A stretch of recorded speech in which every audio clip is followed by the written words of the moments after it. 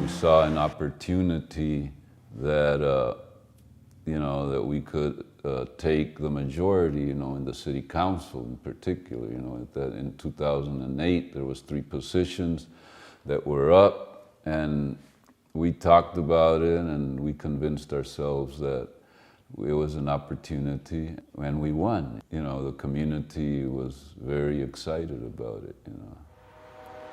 Some of the things that we did here, for example, was, we gave the workers a hefty raise. We're in the process of implementing a living wage here for the city workers. And then we were accused of being fiscally irresponsible because they claimed that we were going to break the city. And that because of our programs, the way they looked, and they would say, it looks like socialism. And that's why they initiated that recall to get us out of the way, because they didn't like what we were doing. We really didn't expect that, because we went in there, we won fair and square.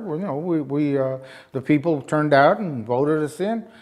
But then they started organizing, and they formed a petition. They used to call it a trio.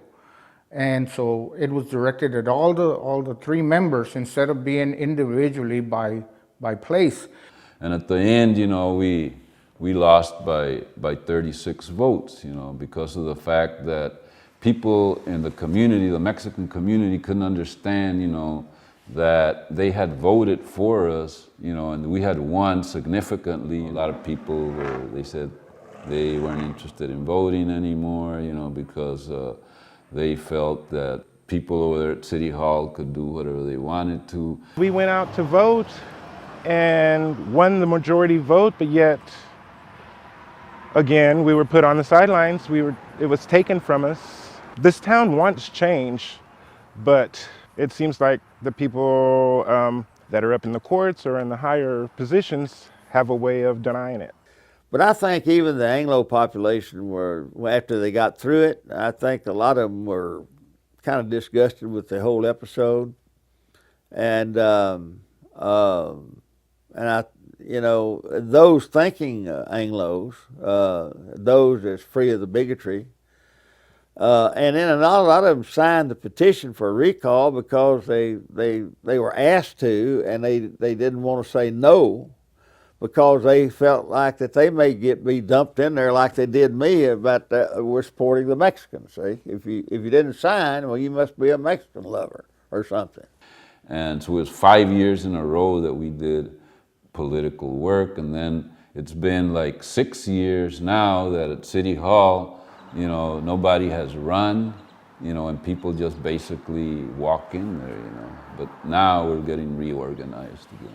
You cannot have a democracy without participation. If you tempt that and without participation, invariably you wind up with an oligarchy. And that's what we have here now, is an oligarchy.